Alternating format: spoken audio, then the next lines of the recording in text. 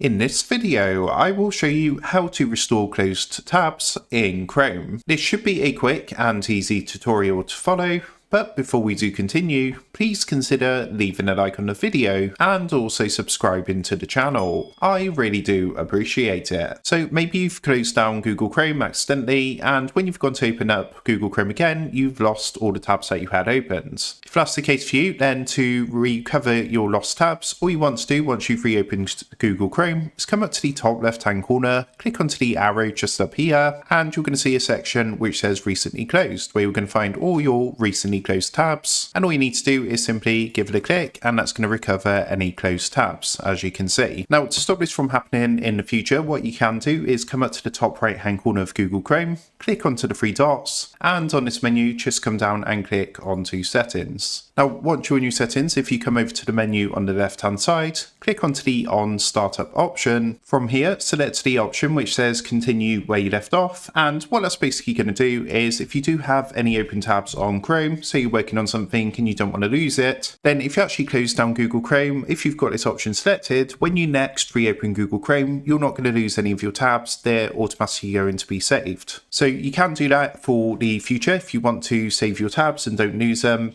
But if you have accidentally closed down Chrome and you want to recover any lost tabs, you just need to click onto the arrow in the top left hand corner where you're going to find a recently closed section, and you can of course recover your lost tabs from there. So that's how to restore closed tabs in Chrome. With that being said, I hope this quick tutorial did help you out today. And if this did help you out, I would really appreciate it if you was to consider dropping down below the video, leaving a like, and also subscribing to the channel. With that being said, I just want to take a minute, thank you guys for watching this quick tutorial, and I will see you in the next video.